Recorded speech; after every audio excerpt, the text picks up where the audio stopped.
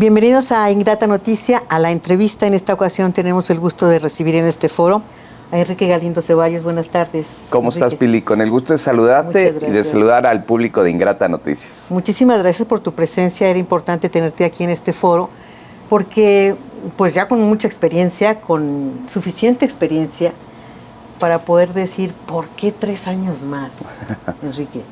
Porque la presidencia municipal no es fácil. Claro. Por ahí dicen que la presidencia municipal es el acabose o que deshace a los políticos, ¿no? Y al contrario, vemos mucho ímpetu, mucho calor en la campaña. ¿Por qué 3 años más? Fíjate que qué pregunta tan interesante. Antes agradezco que me hayan invitado, felicitar al público de ustedes. Mira, es una oportunidad que hoy da la Constitución, el continuar gobernando, y creo que tiene mucho sentido, y sobre todo en los municipios, porque te permite conocer bien la ciudad, te permite conocer sus problemas. Hace 3 años inicié con un gran diagnóstico de la ciudad para saber exactamente dónde estábamos situados, cuáles eran las problemáticas. Y claro, yo estoy convencido que cuando trabajas bien, la gente te lo reconoce o te castiga, que ese también, prácticamente ir a elecciones de nuevo, es una prueba para ver si lo hiciste bien, lo hiciste mal, lo hiciste regular.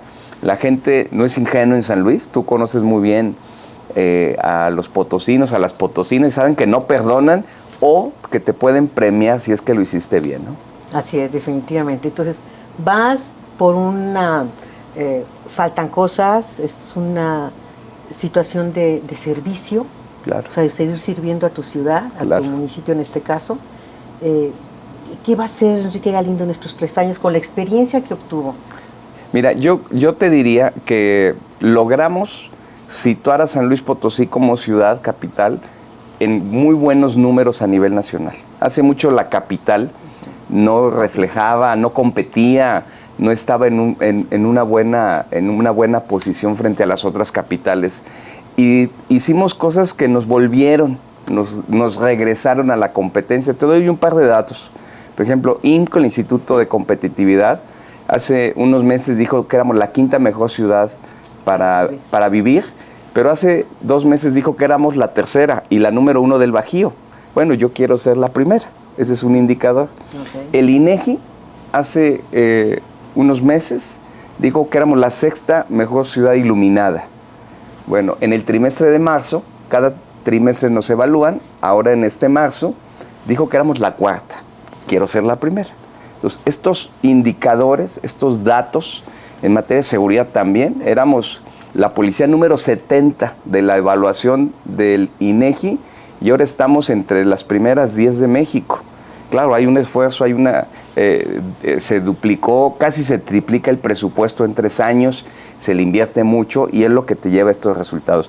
Pues yo quiero que la policía del municipio de la capital sea la número 1 y estos son como mis principales motivaciones que me llevan a decir, no lo quiero dejar a la mitad, hay cosas que hay que hacer, hay un diagnóstico claro de la ciudad, tengo un modelo de ciudad que seguir construyendo y... Perdón que lo diga de esta manera, nos faltó tiempo, porque recursos se generaron, se logró también un récord histórico en el ingreso del gobierno municipal, y histórico es histórico, y entonces ese recurso permitió avanzar en cosas, pero claro, faltan pendientes por realizar en la ciudad. Sí, lo interesante es que vemos que tienes un panorama de indicadores, no solamente los internos, sino también externos, que nos dan también una posición dentro de nuestro lugar de origen, el lugar que estamos haciendo. ¿Qué vas a hacer si te reeliges? Bueno, si San Luis Potosí, los potosinos vota por Enrique Galindo y es el primer presidente reelecto, ¿qué vas a hacer con tu gabinete? ¿Tu gabinete continúa? ¿Habrá algunos ajustes? ¿Qué va a pasar? Sí, mira, es algo que las reflexiones internas me han llevado a analizarlo. Sí tienes, como enfrentas una nueva tarea, hay un peso, porque la gente volvió a confiar en ti. Y aunque tengo un plan de ciudad muy claro, necesito ver con quién lo voy a ejecutar y ese es el gabinete. Y yo lo divido en 2 partes. Primero, si la estructura de gobierno municipal está adecuada a la ciudad. Es decir, hoy hay 30 áreas diferentes. y hay que acortar los tramos de responsabilidad. Tiene que haber 5 o 6 grandes áreas donde los tramos de tareas sean muy bien definidas, ser más eficiente como gobierno y con ello encontrar los mejores perfiles, revisar los que están, sin lugar a dudas, ponerlos a prueba, ¿no? Ponerlos a evaluación y claro, en esta nueva estructura gubernamental, saber si los perfiles que tenemos son los adecuados.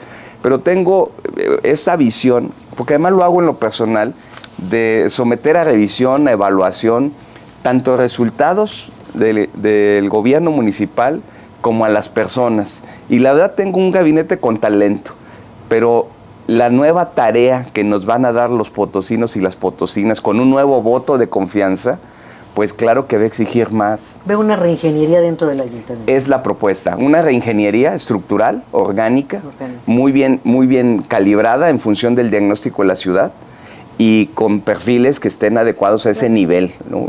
Y tiene que armonizar. Ya no sonó hace 3 años. No, ya no, cambió la ciudad y cambió el gobierno, y eso hay que decirlo, y cambió México. Y yo tengo que aprovechar la oportunidad que esto me permite, porque voy a entrar al gobierno municipal con una nueva estructura nacional también. Tengo que articularme en función de la política nacional, que ojalá gane mi candidata, ¿no? Y si es así, hay que articularlo. Y te comento, Pili, que así fue hace 3 años.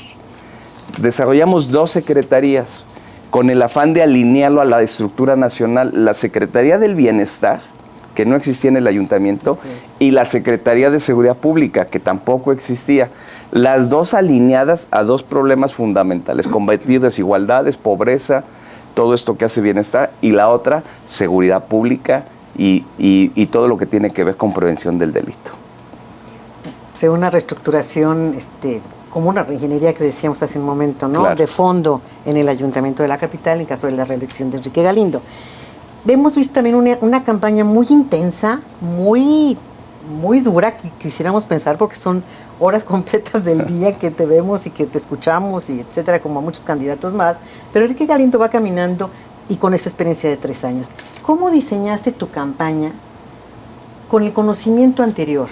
Porque creo que la percepción es diferente también de las personas, porque estás en colonias, estás con foros, estás con entrevistas privadas, etcétera, con grupos de empresarios, etcétera. ¿Cómo ves con la experiencia además, pero con el diseño de esta nueva campaña? Mira, primero te diría que dentro de nuestros análisis de campaña detectamos que la gente ya me conoce. Hay 2 indicadores en las campañas: qué tanto te conoce la gente y qué tanto votaría por ti. Esas son, pues claro, las mediciones dicen que la gente me conoce. Hace 3 años sí me conocían, pero no tanto. Entonces la campaña se diseñó para que me conociera el público. En esta ocasión no. En esta ocasión lo que me toca hacer es convencer a la gente que lo que hicimos en estos 3 años fue lo mejor para la ciudad. Y de darle resultados. Y decirle a la gente, ofrecí esto, lo hice. Yo te comparto que prácticamente el 95% de los compromisos de campaña de hace 3 años los cumplimos. Uno muy contundente fue el de pavimentar 1 millón de metros cuadrados. Pues logré la meta y la superé. Me fui a 1.015.000 metros cuadrados y seguramente para junio habremos alcanzado en 1.200.000 metros cuadrados. Pero ese es un indicador. Ya dije, la policía era la número 70. Hoy la tengo entre el top 10 nacional. Ese es uno de los temas claves, más, ¿no? claves, la seguridad pública, el agua y los baches. Esos son los 3, digamos, las tres preocupaciones de los potosinos. Cambia la prioridad. Sí. Al principio, o hace 3 años, la prioridad era seguridad, y luego los baches y luego el agua.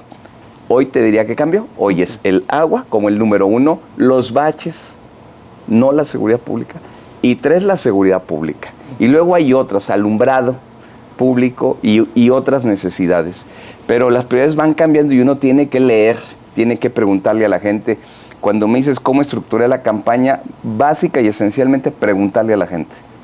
En mis eventos de campaña no hablo solo yo dejo que la gente hable, yo dejo que ellos me den sus ideas, porque salen buenas ideas. Sale un gran diagnóstico, me dicen, oye, yo tengo problemas de agua, ¿y por qué no? Y te sugieren cosas. Hay gente, San Luis, que lee mucho, está muy bien enterada, mucha prensa, de verdad, mucha gente de la población está muy bien enterada. Y a mí me sorprende porque conocen el problema del agua perfectamente. Traen indicadores locales, nacionales, se comparan. Entonces San Luis está igual que Monterrey o igual que Ciudad de México. Y entonces pues te obliga a estar muy atento, a tener los datos, a dar con congruencia alguna propuesta. Y bueno, es como gobiernas. Hoy se debe gobernar en la calle, claro. Estás muy cercano a todos estos temas, ¿no?, de servicios municipales y de atención a la población. Y particularmente esto del agua. Hay estudios ya directamente de ustedes, del ayuntamiento, han estado pendientes de esto, pero ¿qué va a pasar entonces con el organismo operador del agua? O sea, se ha dicho mucho de que si desaparece, que si ya es obsoleto, que ya no conviene. ¿Qué es lo que está sucediendo con Interapas? A ver, primero déjame comentarte pues, que la crisis del agua es muy grave. Sí. En esos ejemplos, tal cual, Monterrey, como lo vimos, como lo reportó Ingrata en su momento, o como está la Ciudad de México. San Luis está en terapia intensiva en materia de agua. Y hay que entenderlo porque luego nos preguntan y decimos cosas que no pueden ser porque está en terapia intensiva. Yo le digo a la gente, hagan de cuenta que está muy grave y llega el médico y dice, ¿y por qué no le quitaron lo obeso o la hipertensión? Le digo, espérame, déjenme sacarlo de la terapia intensiva y luego ya lo ponemos a dieta. Así estamos en el agua. ¿Qué hay que hacer? Bueno, primero decirle a tu público, ¿por qué estamos así? 15 meses sin lluvia, las 4 presas secas, y con lo poquito que hay de agua, distribuimos de manera muy democrática, muy transparente, muy equitativa. Por eso afuera no tenemos una crisis social. Sí tenemos una crisis financiera. En Interapas, yo debo decirlo con mucha responsabilidad, con cuidado, pero con claridad, que desde que llegamos, el Interapas ya estaba en una crisis financiera. Ya tenía una cartera vencida tremenda, una deuda tremenda, y entonces se administró, y luego una crisis que costó o ha costado casi 400 millones de pesos. ¿Por qué se pudo salir adelante? Porque ese dinero no lo pagó Interapas. Ese dinero lo pagó el ayuntamiento. ¿Fue un crédito? Fue una parte de un crédito, pero lo demás son fondos autogenerados por el ayuntamiento. Por eso, cuando me preguntan qué va a pasar con el Interapas, yo creo que si no se reestructura, sí tendría ya que desaparecer. ¿Cuál es la propuesta de Enrique Galindo? Pues que el agua se municipalice. Es además una tarea constitucional que le toca a los municipios, que nos corresponde, que formamos la Dirección del Agua, precisamente para darle cuerpo administrativo, para que se administre, perdón por la redundancia, desde el ayuntamiento como debe de ser. Y claro, el personal de Interapa, la estructura técnica y administrativa tendrán que servir al ayuntamiento. Hay varios debates, que si desaparece se va a la CEA, seguramente. Yo estoy proponiendo otra cosa. Yo estoy proponiendo que convenzamos al Congreso que le devuelva al ayuntamiento el agua, como Soledad ha pedido lo mismo. Soledad pidió casi 2 años seguidos salirse de Interapas y administrar su agua. Pues a mí me parece una buena idea también para la capital, o sea, tomar nuestra agua y administrarla. Si esto funciona, podemos ser muy eficientes. La poca agua que hay se puede distribuir muy bien y esperar, desde luego, que se arregle alguna vez o en algún momento el realito, que yo veo lejos esa situación. Lo dices tú muy bien, Pili, la universidad nos facilitó un estudio hidrogeológico que actualizamos hace un año, y nos dio muy buenas noticias de agua del subsuelo. La mala es que el agua está a 800 metros. La buena es que hay mucha agua a 800 metros. Esa es la buena. Se tiene que manejar con responsabilidad el acuífero. Claro. Creo que eso es lo más importante, sumar de verdad una visión de mucha responsabilidad en el manejo del agua, pero lo que le hemos dicho a la gente es, hagamos el plan de largo plazo. La crisis anterior, Pili, fue en 1974, 50 años después. Y al balance de qué hicimos 50 años después, hay muy poco de lo que hayamos hecho. Por eso, en 2024 tenemos una crisis. Mi propuesta es, salgamos de la crisis, 1, 2, reestructuremos la infraestructura que ya existe, 3, modifiquemos el órgano administrativo que se llama Interapas, traigámoslo al ayuntamiento, 4, vayamos a las plantas de tratamiento, recuperación y regeneración del agua. Y estas medidas yo creo que nos van a poner en una situación diferente. Seguramente sí, porque tienes razón, hace 50 años se acabó la crisis y se acabó lo demás. O sea, no hubo una visión de proyecto, de programa para puntualizar a futuro qué es lo que podía suceder, ¿no? Y atacarlo. Otro de los temas importantes también de Enrique Galindo es, pues, como pues educado también en este tema de la seguridad, ¿no? Porque también fuiste mucho tiempo dentro de los órganos de seguridad, y tenemos una visión también de Enrique Galindo con este tema. Y San Luis Potosí, dices que estamos como indicador en indicadores muy favorables, creemos, importantes, pero se continúa con esto. ¿Qué está haciendo? O sea, ¿cuál es el proyecto? ¿Cuál es el programa que tiene Enrique Galindo? Mira, primero te comparto que en el tema de la seguridad pública siempre es muy difícil cambiar la percepción. O sea, siempre te sientes inseguro porque vivimos en un país inseguro. Imagínate que estamos viviendo la época del país donde más homicidios ha habido en la historia de México. Entonces la gente lo lee en los medios, la gente se sabe que puede ser víctima, entonces luchas contra la percepción. Te quiero compartir, Pili, dicho por el Sistema Nacional de Seguridad Pública, más de 10 indicadores, los más sensibles para la población en San Luis bajaron, incluyendo el homicidio doloso, que es el más difícil de que baje, incluyendo el robo a transeúnte, el robo a casa habitación, el robo a transporte, el robo de vehículo. Todos esos indicadores están a la baja en la ciudad. Te doy un dato. En materia de homicidio doloso, la capital no es el número 1 de los 58 municipios. Es decir, hay otros 7 municipios potosinos que están peor que la ciudad de San Luis Potosí. Eso casi no se sabe, porque pues tampoco voy a satanizar a mis otros municipios. Simplemente es un indicador de cómo hemos cambiado las cosas. Hay 2 indicadores, el INEGI da unos y el Sistema Nacional da otros. A mí me da mucho gusto 3 indicadores del INEGI que salieron en marzo. 1, la policía entró entre el top 10 de las policías de las capitales. Es lo que te digo. El número 2 es que mejoramos la percepción 11%, y eso es bien difícil, porque tienes a Pinos, Zacatecas a un lado, a Celaya del otro lado, a Ojuelos del otro lado, y están muy cerca de la capital, no solo del estado, sino de la capital. Y a pesar de esos escenarios tan trágicos, San Luis se ha podido blindar. También creció en un 26% la confianza en la policía municipal, que eso se había perdido. La policía municipal no era bien vista. ¿Cómo están nuestros policías? ¿Bien? Fíjate que bien, porque les aumentamos el salario muy fuerte. Era la policía también de la que menos cobraba.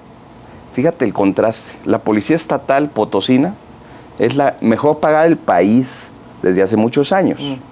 Desde hace 10 años. De las mejores pagadas del país. Y la municipal la peor, de 70 policías. Y entonces los municipales preferían ser estatales. Claro, ¿no? Acá ganaban lo doble o más. Y así llegamos al gobierno. ¿Qué hicimos? Aumentar el salario a la media nacional. Hoy ganan bien. Pero la clave de eso fueron 2 cosas. 1, estímulos directos a la nómina. 244 estímulos directos a los mejores policías por mes. Excelente. Bajó un jurado ciudadano que decían quién fue el mejor policía. El mejor policía del mes le da el municipio 30,000 pesos. Excelente. Y de ahí hacia abajo, el que bajó incidencia delictiva de su zona, el que tuvo un acto heroico, el que fue el más disciplinado, el que se capacitó, 244 policías reciben un estímulo económico extra a su salario. Extraordinario. ¿Cuál es la lógica? Decirle al policía y a la policía, no ganes dinero de la corrupción. Exacto. Este dinero es lícito, es limpio, es un reconocimiento, es un estímulo, te lo ganaste y con orgullo ve y gástatelo con tu familia. Que no sea un dinero que te sepa mal, que no sea un dinero que viene de un acto de corrupción. Es un círculo virtuoso lo que te doy un dato relacionado. A mí me encantan los datos porque luego hay muchos dimes y diretes, pero no hay datos, no hay evidencia. Yo te estoy dando evidencia. No tengo una sola recomendación de derechos humanos por actos de la policía, de mi administración. Eso es un verdadero dato de administración y de control de la policía. No hay una sola recomendación. en estos más de 32 meses contra la policía municipal. Entonces, ese es un indicador. Como gestión, como administración, no tengo un solo contrato protegido con datos, con la ley de transparencia. ¿Ves que lo puedes hacer? Bueno, yo no tengo ninguno. Y habla de la transparencia, de cómo se condujo el gobierno. Excelente. Otro tema que también está en el candelero, porque mucha gente está muy inquieta, sobre todo por allá por Pozos. ¿Qué opina Enrique Galindo con la municipalización? ¿O qué está pasando? Mira, yo estuve de acuerdo con el tema de la municipalización, pero fue cambiando por algunos otros intereses. ¿Qué visualizo yo? La gente de Pozos sí quiere municipalizarse y yo estoy del lado de la decisión de la gente. ¿Qué quería la gente? Municipalizar pues, el centro histórico de Pozos, la parte, digamos, la parte tradicional, los cuarteles que ellos le llaman, que son como barrios, y es una zona muy manejable financieramente, es una zona que sí hay que rescatar. Pero cuando a Pozos le pones muchísimas privadas, casi 40 privadas que significan 40,000 viviendas y más de 90,000 habitantes, y le pones Prados de San Vicente, Rancho Viejo, y entonces ya es una deformación de lo que realmente es Pozos. La gente de Pozos, el poseño, el que nació ahí, es de una zona muy cortita, y eso merece ser municipio. Lo demás yo creo, y además siempre lo dije, yo me pongo en duda, porque en lugar de ayudarle a Pozos, lo estamos de verdad llevando a un desastre financiero. Yo le explicaba a la gente de Pozos que promueve la municipalización, digo, ¿con qué van a pagar el servicio de basura, que es carísimo? El servicio de alumbrado público, que lo paga el ayuntamiento. Es el 30% del contrato de luz, es de Pozos. Y el 27% del contrato de basura es solo nada más para Pozos. Son contratos los más caros, y yo sí creo que la capacidad financiera de Pozos no les alcanzaba. Y yo pienso que debe municipalizarse esa parte, ¿no? Los cuarteles, el centro, por decirle de alguna manera, el centro de Pozos, es muy manejable, puede ser un municipio de 45,000 habitantes. No con todo lo demás. Es que si se le agrega todo, va a fracasar financieramente. Sí. Bueno, pues a unos meses o semanas de concluir tu administración, Enrique, ¿qué dejaste pendiente? ¿Qué logros tuviste también que te satisfacen como persona, como potosino? Mira, primero te diría los pendientes. Yo creo que me faltó tiempo para seguir repavimentando calles.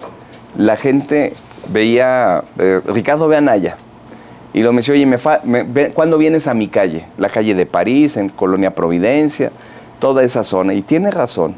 Veían que pavimentamos Hernán Cortés y Prolongación Muñoz. Pues la gente de Jacarandas dice, ¿cuándo vienes a las calles de Jacarandas? O Mariano Jiménez y su prolongación, entonces Balcones del Valle, me dice, ¿mis calles cuándo? Entonces lo que hemos hecho es una propuesta de ahora pavimentar 1,5 millones de metros cuadrados solo en colonias, para darle esta respuesta a la gente que quiere, que aplaude y felicita estas grandes avenidas. Fueron 166 obras, Pili. Pero la gente dice, ahora quiero mi calle, ahora quiero donde abro mi puerta y está mal la calle. Ese es un pendiente. Que cambia la relación interna de la comunidad. Claro. Con una mejor visión. Claro. Los mismos servicios de basura y todo eso cambia radicalmente cuando tienes una calle pavimentada, limpia. Claro. Cuando a mí me preguntan por qué INCO te pone en mejor nivel de competitividad, porque las pavimentaciones son clave, cambia la imagen urbana, cambia la movilidad. En todas las obras que se hicieron, metimos red de drenaje, red de agua, tomas de agua, alumbrado público y señalética. Son obras integrales. Entonces, claro que cambia. Y claro, una de las obras de altísimo impacto fue la repavimentación del eje 140. Que ahí prácticamente el municipio no entraba. Tomé una decisión, pavimentamos 40,000 metros cuadrados allá, y dijeron, oye, pues esto está maravilloso, claro, es uno de los ejes más importantes de la zona industrial. El municipio no entraba, nosotros entramos. Pero te digo más, En la ciudad, un tema también es la movilidad. Y tengo ya hecho el plan de movilidad de la ciudad, tomando en cuenta la pirámide de movilidad. O sea, primero el peatón, luego personas con discapacidad, luego los ciclistas, luego el transporte público, etcétera. Y hay en la ciudad 12 nudos. Es decir, de cosas que llegan a algún lado y si no lo arreglas, truena. Aquí una salida de Rutilio Torres, vienes de Lastras y llegas, y para incorporarte al periférico rumbo al poniente tienes que darle la vuelta de Rutilio Torres. Pues ese es un nudo. Bueno, está ya listo el proyecto para destrabar ese solo nudo. O la glorieta de la salida a Guadalajara, que por cierto no tiene nombre, todos la conocemos como el nombre del hotel, ¿no? Bueno, ese nudo ya tenemos el proyecto de cómo destrabarlo, son 2 obras las que hay que hacer ahí. O donde topa el río Santiago y el periférico, también es otro nudo. Bueno, de esos son 12 obras que podrían ejecutarse en los próximos 3 años, que le darían a la ciudad la movilidad que hoy está ocupando. Todas con una visión de ciclovías, de protección al peatón, de generar una movilidad segura, etcétera, etcétera. Enrique, ya antes de concluir, si quisiéramos que nos dieras un mensaje a toda la comunidad de San Luis Potosí, a los potosinos, a los que nos ven en Ingrata Noticia en esta entrevista, para que salgan el día 2, el día 2 de junio. Pues mira, yo primero agradecer otra vez a Ingrata Noticias esta oportunidad. Yo decirles que he decidido como persona quedarme con San Luis, porque luego eso no es tan sencillo. Es una decisión personal y familiar de seguir gobernando con el apoyo de ustedes, con el voto de confianza de ustedes, y decirles que estoy listo para continuar, para consolidar la ciudad con estos datos que hemos dado. Pedirles que voten por mí si confían en nosotros.